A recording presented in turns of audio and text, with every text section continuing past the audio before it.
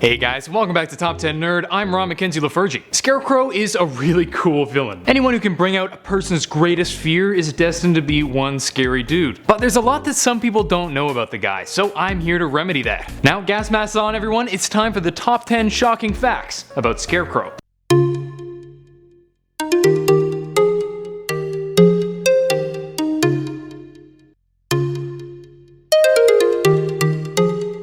Number 10.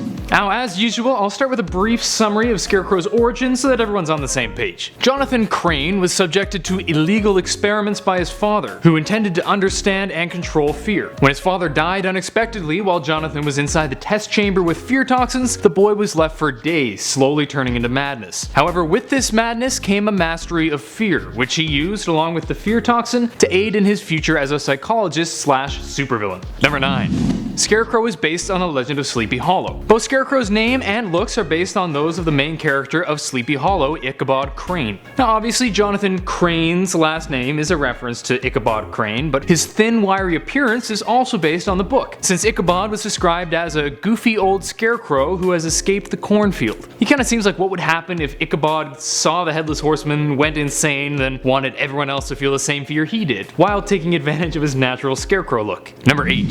He was one of Batman's first villains. When most people think Batman, they usually think of villains like Joker or Penguin or Riddler. But Scarecrow was actually one of the first of Batman's rogues gallery to be introduced. Scarecrow was first seen in World's Finest number 3, The Riddle of the Human Scarecrow, 3 months before Penguin and a whopping 7 years before we saw Riddler. It's pretty crazy that he's been around for so long, although the original version of the Scarecrow was quite different from the one we know and love today. Which brings me to my next point. Number 7. When he was first introduced, he didn't have any powers. Nowadays, we all know that his main weapon is his weaponized fear chemicals. But when we first saw Scarecrow, he was just a dude dressed as a scarecrow who shot people. Which sounds pretty lame, but if you think about it, a lot of scary things sound pretty lame in the light of day. If there was a guy going around shooting people, I'd be scared of him even if he had a cute bunny rabbit mask on. He didn't actually start using his fear chemicals until 1983 in Brave and the Bold number 197, meaning Scarecrow was around for 40 years before they decided to actually make him interesting. Weird.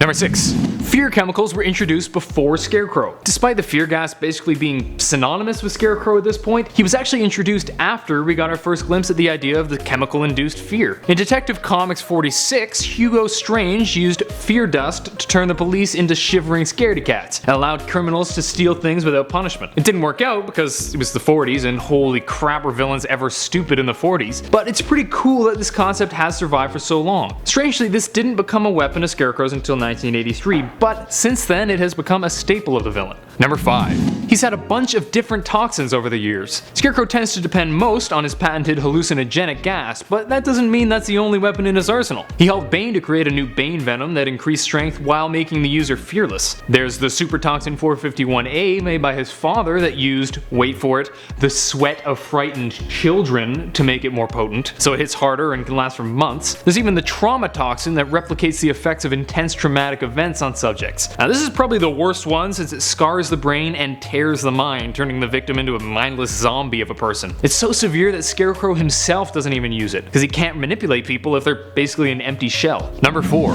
Gas isn't his only weapon. While most people know Scarecrow as being gassier than my dog after she eats cheese, he does have one weapon he can use that doesn't require the fear gas. His high-frequency emitter fear device attacked the victim's nervous system, creating a fear response in them to incapacitate them. This is actually based on a real-world tactic of using these kinds of sounds to scare birds, but was used instead to bring about intense fear in humans. If he altered the frequency, he could change the visions they saw. This will sound messed up, but I think it'd be totally fun to have one of those. I wouldn't become a villain, but it'd be pretty funny to mess with my friends. Am I a monster? Number 3. He goes both ways. It's true that Scarecrow spends most of the time making people scared for profit, but he's actually pretty versatile with his gas. For instance, in 1987's Detective Comics number 571, he used the gas to actually eliminate fear, selling it to athletes. But then the athletes realized that without fear, they're way too reckless and get injured a lot, so he charged them even more to reverse it. This plan is kind of along the lines of Joker's plan to copyright his Joker fish, or like Tony Stark's Extremis app, but worse. This was a really neat Scarecrow story since it was a departure from the usual,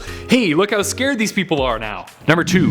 He can turn into the Scare Beast. While usually Scarecrow looks normal and depends on his gas to get all scary, when he becomes particularly angry, he's able to change into the Scare Beast, an enormous, super strong creature that emits its own fear toxin. Scare Beast was first seen after Penguin caused Crane to change in order to punish his disloyal followers. But later in the comics, Crane transformed again due to extreme rage, meaning he has the ability to change without the Penguin's aid. This is certainly an intimidating version of Scarecrow, and it's pretty wicked to see him looking as scary to us as he would to his victims. Number 1. Scarecrow was almost played by COOLIO. If you were unfortunate enough to have seen Batman and Robin back in the day, which I should say I loved as a kid but later learned to hate, you may have noticed that the rapper COOLIO played Banker, the organizer of motorcycle street races. It seemed like kind of a weird part for him, but it turns out he took it because he was offered the role of Scarecrow in the next planned film. Thankfully, the film fell through because Batman and Robin did so badly, and we were saved from seeing that would-be train wreck. I'm definitely happy to have waited for Cillian Murphy to absolutely nail the part in Batman Begins, although he was introduced in The Dark Knight. Also, as a side note, COOLIO is 53 now. When did that happen? That's it for today. Hope you guys enjoyed, and if you did, please smack that thumbs up button and subscribe to Top 10 Nerd for more videos. Are there any other supervillains you'd like to learn more about? Let me know in the comments down below, and I can try to get them onto future lists. Until next time, I'm Ron McKenzie LaFergie with Top 10 Nerd. Later, nerds.